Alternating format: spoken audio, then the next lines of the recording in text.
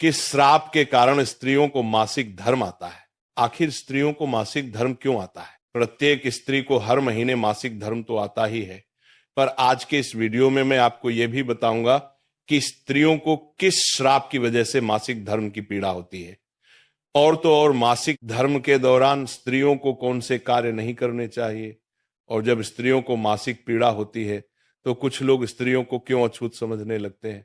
मैं आपको ये सब एक कथा के माध्यम से बताऊंगा कि आखिर स्त्रियों को मासिक पीड़ा क्यों होती है। चलिए जानते हैं आखिर किस श्राप के कारण स्त्रियों को मासिक धर्म आता है। आइए इस कहानी के मध्य से आपको समझने का प्रयास करते हैं कि आखिर स्त्रियों को मासिक धर्म क्यों आता है। एक बार मां लक्ष्मी भगवान विष्णु से पूछती हैं, हे प्रभु, आज मेरे मन में एक प्रश्न को लेकर शंका उत्पन्न हो रही है। प्रभु, इस विश्व जगत में केवल आप ही मेरे मन में उठ रही मेरी इस शंका का समाधान कर सकते हैं। मां लक्ष्मी जी की बात सुनते ही भगवान विष्णु जी कहे, हे प्रिय, तुम्हारे मन में जो भी प्रश्न है, जिसकी वजह से तुम्हें शंका हो रही है, वह तुम निसंकोच होकर पूछो। मैं तुम्हारे मन में उठ रही सभी शंकाओं का समाधान अवश्य करूंगा। तब मां लक्ष्मी जी कहती हैं, हे नाथ, वह कौन सा श्राप है जिसके कारण स्त्रियों को मासिक धर्म की पीड़ा सहन करनी पड़ती है। माता लक्ष्मी ने अपना दूसरा प्रश्न पूछते हुए कहा, हे प्रभु, एक स्त्री को मासिक धर्म में वह कौन से कार्य नहीं करने चाहिए जिससे वह अपने ऊपर लगने वाले पाप से बच सके। तब भगवान विष्णु कहते हैं, हे लक्ष्मी, तुमने संपूर्ण मानव जाति के कल्याण हेतु अत्यंत उत्तम प्रश्न किया है। मैं तुम्हारे इन सभी प्रश्नों का उत्तर तुम्हें बलराम नामक एक पुरुष के जीवन में हुई घटनाओं के मध्य से दूंगा, जिससे प्रिय तुम्हें तुम्हारे प्रश्नों का उत्तर इस कथा के माध्यम से प्राप्त हो जाएगा। ये कथा इतनी पावन है कि इस कथा के श्रवण करने मात्र से ही समस्त मनुष्यों के पापों का नाश जाता है।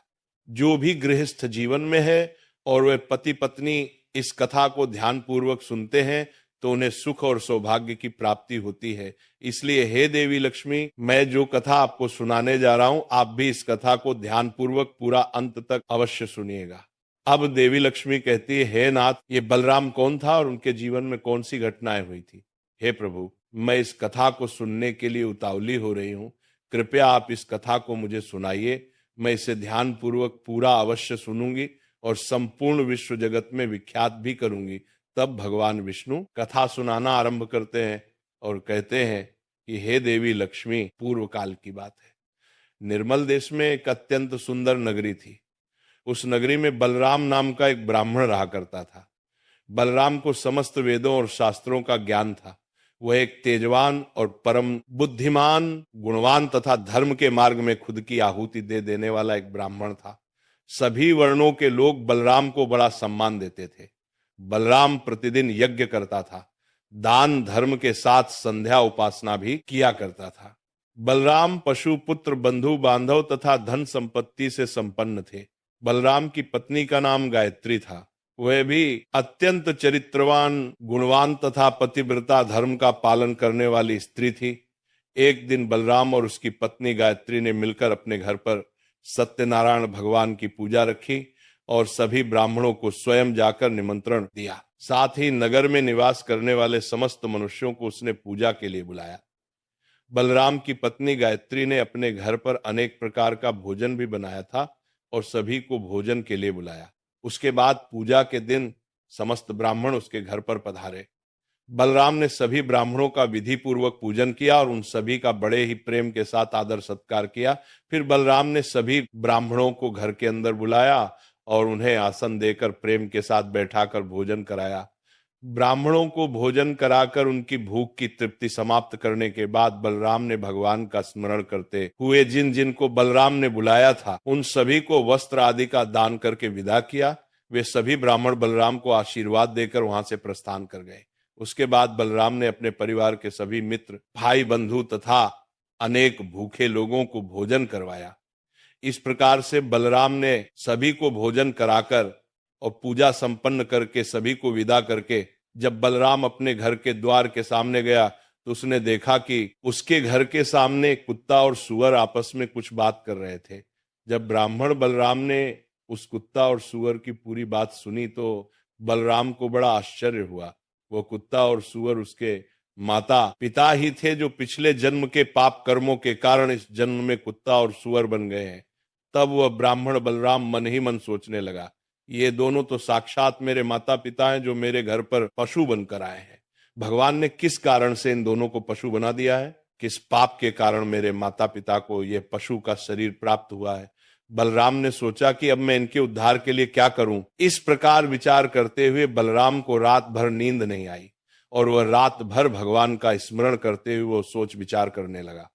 उसने सोचा कि मैं अपने माता पिता की मुक्ति के लिए क्या करूं। तब उसे याद आया कि मेरे माता पिता की आत्मा की मुक्ति का उपाय केवल मुनि वशिष्ठ जी ही बता सकते हैं। सुबह होते ही बलराम ने स्नान आदि कार्य संपन्न करके मुनि वशिष्ठ जी से मिलने के लिए उनके आश्रम पर जा पहुंचा। आश्रम के अंदर प्रवेश करते ही मुनि वशिष्ठ जी ने बलराम का स्वागत किया और वशिष्ठ जी बलराम से कहने लगे, हे ब्राह्मण श्रेष्ठ, आप आज किस कारण से हमारे आश्रम में पधारे हैं? आप बड़े ही दुखी दिख रहे हैं। आपके दुख का कारण क्या है? बलराम कहता है, हे मुनिवर, आपको मेरा प्रेम भरा प्रणाम है। मुनिवर, आज आपके दर्शन मात्र से मेरा जन्म सफल हो गया, परंतु हे मुनिवर, यहाँ आज मैं आपके पास अपनी एक शंका को लेकर आया हूं। कृपया आप ही अब मुझे इस दुख से बाहर निकालें। हे प्रभु, मुझे इस शंका से आजाद कीजिए। मैं अत्यंत दुखी और दुर्बल हो गया हूं। वशिष्ठ जी ने आगे कहा कि हे ब्राह्मण देव, आप दुखी मत होइए। आपकी जो भी शंका है वह निसंकोच होकर मुझसे पूछो, मैं अवश्य तुम्हारी शंका का समाधान करूंगा। फिर बलराम कहता है, हे मुनिवर, कल मैंने अपने घर पर भगवान सत्यनारायण का पूजन करवाया था तथा अनेक ब्राह्मणों को और भूखे लोगों को भोजन कराया। मैंने सब कुछ विधि पूर्वक पूजन किया। फिर जब मैं अपने घर के बाहर अपने मेहमानों को अपने द्वार तक छोड़ने आया तो मैंने देखा कि मेरे द्वार पर एक कुत्ता और एक सुअरनी दोनों मेरे घर के सामने खड़े होकर बात कर रहे थे। सबसे पहले तो वो कुत्ता उस सुअरनी से इस प्रकार से कहने लगा कि देखो आज कैसी घटना घटी। हमारे पुत्र के घर में ब्राह्मणों के भोजन के लिए जो दूध रखा था, एक सांप ने उस दूध के बर्तन में अपना विष उगल दिया था, जिसे देखकर मुझे बड़ी चिंता होने लगी, क्योंकि उसी दूध से भोजन बनने वाला था। अगर मेरे पुत्र के घर पर उस विषैले दूध से कुछ बनाया जाता और सभी लोग उस दूध को खा लेते तो उन सबकी मृत्यु हो जाती। इसीलिए मैंने उस बर्तन में से सारा दूध पी लिया। लेकिन जब मेरी बहू की दृष्टि मुझ पर पड़ी तब उसने मुझे डंडों से खूब पीटा, जिससे मेरे शरीर का अंग भंग हो गया। अब मुझे बहुत पीड़ा हो रही है और इसी वजह से मैं लड़खड़ाते हुए चल रहा हूं। मुझे ये पीड़ा सहन नहीं हो रही है। कुत्ते की बात को सुनकर वह सुअर भी बहुत दुखी हो गई और वो अपना वृतांत सुनाने लगी और बोली कि हे प्रीतम, अब मैं तुम्हें मेरे दुख का कारण सुनाती हूँ। पूर्व जन्म में मैं इस ब्राह्मण की माता थी, परंतु आज इस ब्राह्मण ने सभी लोगों को भोजन कराया, किंतु इसने मेरे सामने घास तक नहीं डाली और ना ही मुझे जल पिलाया। बलराम बोला कि हे मुनिवर, इसी कारण से मैं बहुत दुखी हूं। फिर बलराम कहने लगा, इस प्रकार से अपने माता पिता को एक कुत्ता और सुअरनी के रूप में ऐसा बोलते हुए देखकर मुझे बड़ा दुख हो रहा है। हे मुनिवर, मुझे रात भर नींद नहीं आई। हर क्षण मुझे बस यही चिंता सताए जा रही है कि मैंने कभी कोई पाप नहीं किया, हमेशा धर्म के कार्य किए हैं, परंतु फिर भी मेरे माता पिता को ऐसे कष्ट झेलने पड़ रहे हैं। हे मुनिवर, यही मेरी शंका है, इसी कारण आज मैं आपके पास आया हूं। कृपया आप अपनी दिव्य शक्ति से पता करके मुझे बताइए कि किस कारण से मेरे माता पिता की ऐसी दुर्दशा हुई है और उनकी मुक्ति के लिए मुझे कौन सा कर्म करना होगा। तब मुनि वशिष्ठ जी ने ध्यान लगाते हुए वो सब कुछ देख लिया और उस ब्राह्मण के माता पिता के पूर्व जन्म के कर्मों के बारे में बलराम से कहने लगते हैं, हे ब्राह्मण, तुम्हारे माता पिता ने पिछले जन्म में घोर पाप किया है। उस पाप कर्मों के कारण आज उनकी ऐसी दुर्दशा हुई है। बलराम कहने लगता है कि हे गुरुदेव, कौन से पाप के कारण मेरे माता पिता की ऐसी दुर्दशा हुई है? कृपया मुझे उसके बारे में विस्तार से बताने की कृपा करें, मैं जानना चाहता हूं। फिर मुनि वशिष्ठ जी कहते हैं कि हे ब्राह्मण, तुम ध्यान से सुनो। ये कुत्ता जो तुम्हारे पिता है, ये पिछले जन्म में बसंत नगर के श्रेष्ठ ब्राह्मण हुआ करते थे। इन्होंने एक दिन एकादशी का व्रत रखा, परंतु ये उसका पालन ना कर सके और भोजन कर लिया था। एकादशी के व्रत के दिन तुम्हारे पिता ने दान धर्म भी नहीं किया। इन्होंने अपने द्वार पर आए हुए कुत्ते को कभी भोजन नहीं खिलाया। तुम्हारे पिता ने अपने पितरों का श्राद्ध भी विधि पूर्वक नहीं किया। तुम्हारे पिता ने पिछले जन्म में मासिक धर्म के दौरान ही तुम्हारी माता के साथ संबंध बनाया था और इसी पाप के कारण तुम्हारे पिताजी को इस जन्म में कुत्ता का जन्म मिला है। हे ब्राह्मण पुत्र, अब तुम अपनी माता के बारे में सुनो। तुम्हारी माता ने मासिक धर्म में होते हुए भी भोजन बनाया। मासिक धर्म के दौरान ही इसने भगवान की पूजा उपासना की, तुलसी को जल चढ़ाया। मासिक धर्म में होते हुए भी तुम्हारी माता ने भगवान को भोग लगाया, इसी कारण से इसे महापाप लगा है। मासिक धर्म के दौरान स्त्री 3 से 5 दिनों के लिए अपवित्र हो जाती है। मासिक धर्म के दौरान स्त्री को पूजा पाठ नहीं करना चाहिए, ना ही सत्संग करना चाहिए। प्रत्येक स्त्री को इन 3 से 5 दिनों में अपने बाल भी नहीं धोने चाहिए, इससे उसके पति की आयु कम होती है। मासिक धर्म के दौरान पेड़ पौधों को स्पर्श नहीं करना चाहिए। मासिक धर्म में स्त्री के साथ संबंध भी नहीं बनाना चाहिए। वह मुनिवर अब आगे कहते हैं कि जो पुरुष मासिक धर्म में स्त्री के साथ संबंध बनाता है उसे ब्रह्म हत्या का पाप लगता है। जो पुरुष उसे वक्त के समय में स्त्री के वस्त्रों को स्पर्श करता है उसे भी पाप लगता है। मासिक धर्म स्त्री के शरीर में 3 से 5 दिनों तक ब्रह्म हत्या का पाप निवास करता है और 6वें दिन ही वो स्नान करके पवित्र हो जाती है। 6वें दिन स्नान करने के पश्चात स्त्री को अपने पति का मुख देखना चाहिए, अन्य किसी पुरुष का मुख नहीं देखना चाहिए। यदि पति समीप न हो तो सूर्य देव के दर्शन करने चाहिए। गुरु वशिष्ठ बलराम से कहते हैं, हे ब्राह्मण श्रेष्ठ, इसी पाप के कारण तुम्हारे पिता को कुत्ता और तुम्हारी माता को सूअर का जन्म प्राप्त हुआ है। बलराम कहता है, हे मुनिवर, अब आप मुझे मेरे माता पिता की मुक्ति के लिए उपाय बताने की कृपा करें। तब वशिष्ठ जी अपनी दिव्य दृष्टि से इसका मार्ग भी देख लेते हैं और कहते हैं कि हे ब्राह्मण, तुम किसी भी अमावस्या के दिन अपने माता पिता की मुक्ति के लिए श्राद्ध तथा तर्पण करो और दान धर्म करो, गाय की सेवा करो, गौ माता को भोग खिलाओ और अपने माता पिता की मुक्ति के लिए भगवान से प्रार्थना करो। बलराम जैसा वशिष्ठ जी कहते हैं वैसा ही करता है और फिर उसके माता पिता को समस्त पापों से मुक्ति मिलती है। अब भगवान विष्णु देवी लक्ष्मी से कहते हैं, हे देवी, अब मैंने तुम्हें राजसुला स्त्री को कौन से कार्य नहीं करने चाहिए इस विषय में तो बता दिया।